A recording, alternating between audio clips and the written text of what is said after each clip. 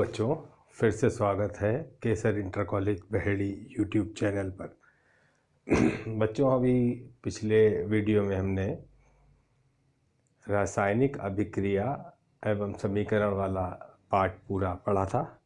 तो अब हम धीरे धीरे उसके प्रश्न शुरू करते हैं। पहले अति लघुत्तरीय प्रश्न शुरू करेंगे, फिर जो है बहुविकल्पीय प्रश्न शुरू करेंगे। तो आज हम करते हैं अति लघुत्तरीय प्रश्न। तो देखो बेटा, इसमें एक जो बहुत इम्पॉर्टेंट क्वेश्चन आता है, बोर्ड में पूछा भी गया है कई बार, कि प्रश्न क्या है कि मैग्नीशियम रिबन को वायु में जलाने से पूर्व साफ क्यों किया जाता है। जब भी हम मैग्नीशियम के रिबन को जलाते हैं तो पहले उसे रेगुलर से साफ करते हैं, तो उसका कारण क्या है ये हमें बताना है।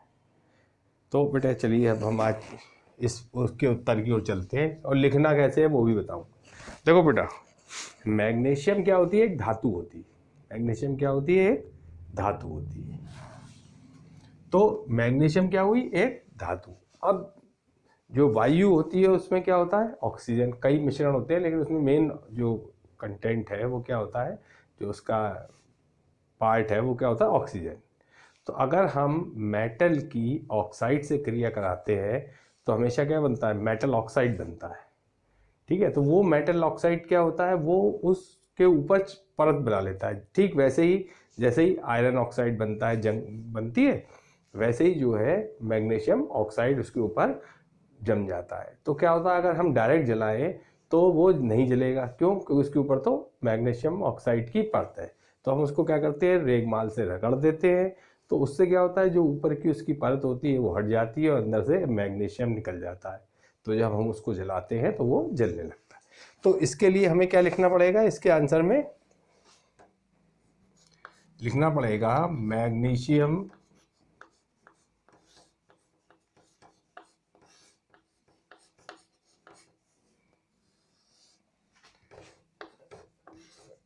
रिबन को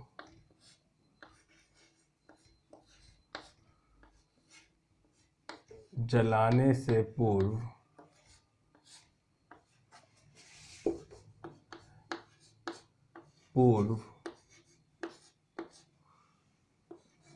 साफ इसलिए किया जाता है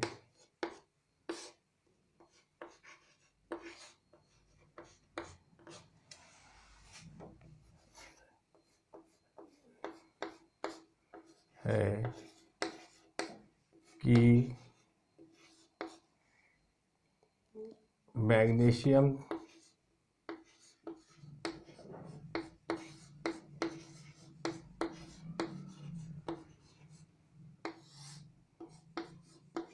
रिबन की मैग्नीशियम धातु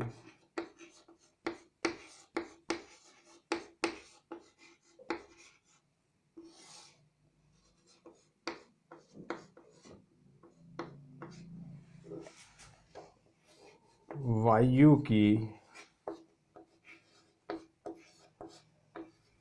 ऑक्सीजन से क्रिया करके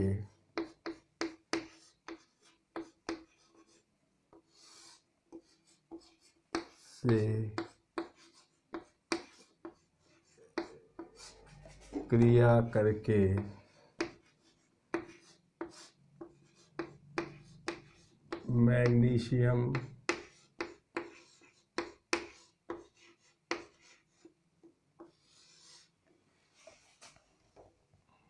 ऑक्साइड की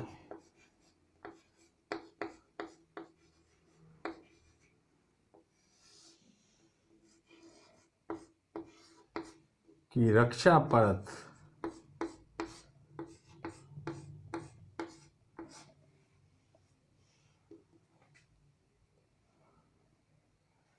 क्या लिखा है कि मैग्नीशियम की रक्षा परत को रेगमाल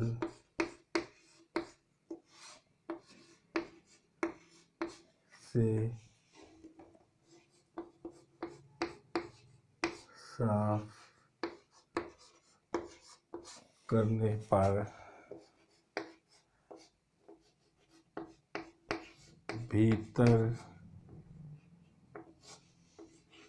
की मैग्नीशियम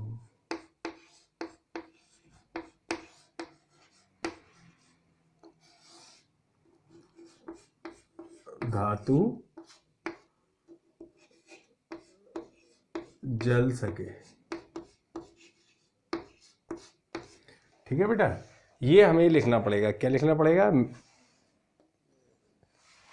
मैग्नीशियम रिबन को जलाने से पूर्व साफ इसलिए किया जाता है कि मैग्नीशियम रिबन की मैग्नीशियम धातु वायु से की ऑक्सीजन से क्रिया करके क्या बना लेती है? मैग्नीशियम ऑक्साइड की रक्षा परत जो बनाती है, उसको रेगमाल से साफ करने पर भीतर की मैग्नीशियम धातु जल सके।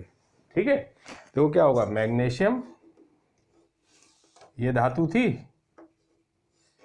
प्लस इसकी किससे क्रिया हो गई? O2, तो क्या बन गया? MgO। इसको संतुलित करना है तो यहाँ पे 2MgO कर दो, यहाँ पे 2MgO। ठीक है, तो ये वाली जो ऑक्साइड होती है, ये जो है परत के रूप में रिबन के ऊपर जम जाती है। जब रिबन के ऊपर जम जाती है तो वो क्या होगा? जब आप जलाओगे तो वो नीचे से नहीं जलेगी, इसलिए हम इसको हटाने के लिए, इस वाली जो परत है इसको हटाने के लिए हम उसको साफ करते हैं। ठीक है, सिंपल बात है। जब भी मेटल ऑक्सीजन से क्रिया करती है तो वो मेटल ऑक्साइड बनाती है। ठीक है, दारोजेनस।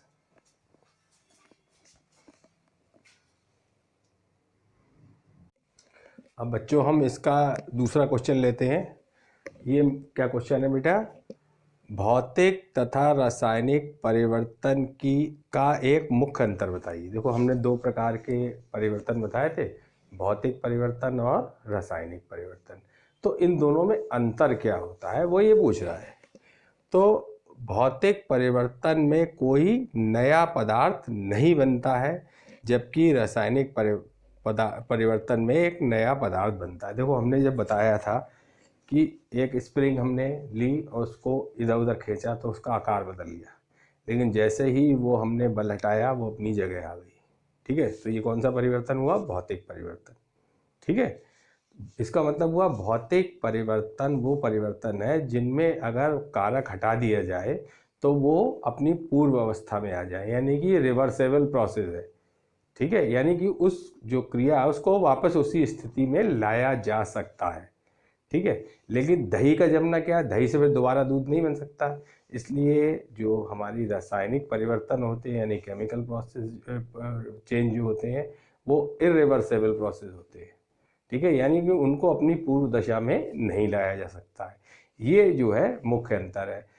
क्यों? क्योंकि इसमें क्या होता है, इसमें नया पदार्थ तो बना ही नहीं, अगर वो हट गया ये कारण तो वो अपनी जगह पे आ गए।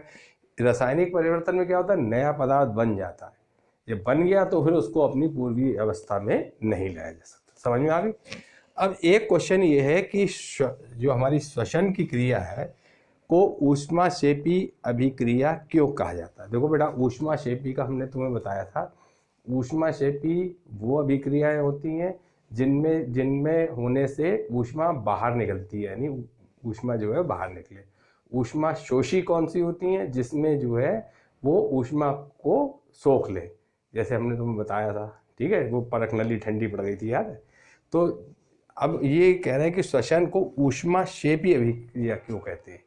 तो देखो बेटा, श्वसन के दौरान हमारी कोशिकाओं में उपस्थित ग्लूकोज ऑक्सीजन से क्रिया करके क्या बनाता है? कार्बन डाइऑक्साइड और पानी के साथ ऊर्जा उत्सर्जित करता है। देखो, श्वसन में हम कौन सी गैस लेते हैं? ऑक्सीजन। छोड़ते कौन सी? Carbon dioxide. कार्बन डाइऑक्साइड निकली, श्वसन में हमने क्या करा? ऑक्सीजन ली। तो जो हमारी कोशिकाओं में ग्लूकोज होता है वो ऑक्सीजन से क्रिया करके क्या बनाता है?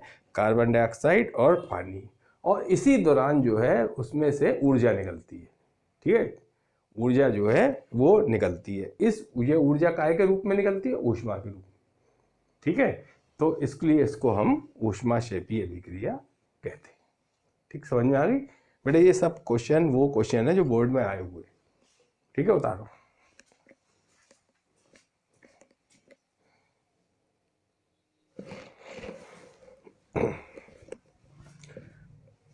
अब बेटा हम आगे चलते हैं, अगला क्वेश्चन करते हैं। विकृत गंधिता से क्या तात्पर्य है? खाद्य पदार्थों को विकृत गंधिता से रोकने के उपाय बताइए। ये भी क्वेश्चन आ जाता है, ठीक है। कि विकृत, वैसे तो मैं तुम्हें बता चुका हूँ विकृत गंधिता क्या चीज़ है। देखो क्या होता है बेटे, सीधा सब खेल किसका है? वायु की, ऑक्सीजन का, ठीक है। क्योंकि जितने भी हमारी चीज़ें हैं वो क्या करती है? ऑक्सीजन से क्रिया कर लिया। ऐसे इसमें क्या है, वह प्रक्रिया जिसमें वायु की ऑक्सीजन से ऑक्सीकृत हो जाने से खाद्य पदार्थों के स्वाद एवं गंध में परिवर्तन हो जाता है, विकृत गंधिता कहलाती है। देखो क्या होता है बेटा कि जो हमारी चीज़ें हैं खाने की, वो अगर ऑक्सीजन के संपर्क में आती हैं तो उनका था थोड़े समय बाद उनका जो है ऑक्सीडेशन के कारण, यानी ऑक्सीकरण के कारण उनका स्वाद और गंध दोनों ही बदल जाते हैं, ठीक है। तो उसको रोकने के लिए हमारे पास क्या क्या उपाय हैं? मेन चीज़ क्या है कि जो हमारी वायु के अंदर ऑक्सीजन है उसके कारण उसका ऑक्सीकरण हो रहा है खाद्य पदार्थ का। तो अगर हम कोई ऐसी प्रक्रिया अपनाएं जिससे वो वायु की ऑक्सीजन उस खाद्य पदार्थ के संपर्क में नहीं आए तो क्या होगा, हमारी ये विकृत गंधिता नहीं होगी। तो हम क्या करते हैं कि पहला काम तो ये है कि हम एयर टाइट जार में जो अपना खाद्य पदार्थ रखें वो क्या करें, वायु रोधी जार यानी एयर टाइट जार में रखें, ठीक है। तो वो तो पहला क्या है, खाद्य पदार्थों को वायु रोधी बर्तनों में रखा जाए। तो उससे क्या होगा कि जो उसके अंदर की हवा होगी, हवा बाहर जा ही नहीं पाएगी, तो क्या होगा, उसके अंदर ऑक्सीजन से क्रिया नहीं हो पाएगी। दूसरा तरीका क्या होता है बेटे, जैसे आलू के चिप्स हैं, अब हमने उसे थैलियाँ में रखना है, बर्तन तो एयर टाइट हो सकता है, थैलियाँ नहीं हो सकती। तो हम क्या करते हैं, जो उसके अंदर की ऑक्सीजन है, जो हमने खाली थैलियाँ भरेंगे वो तो उसके अंदर भी तो ऑक्सीजन होगी, तो उसके अंदर की ऑक्सीजन से वो क्रिया कर लेगा। तो उसको रिप्लेस करने के लिए, वायु को रिप्लेस करने के लिए हम क्या करते हैं, नाइट्रोजन भर देते हैं। तो जो थैलिया के अंदर जो ऑक्सीजन या वायु है उसको हमने काय से विस्थापित कर दिया, नाइट्रोजन से।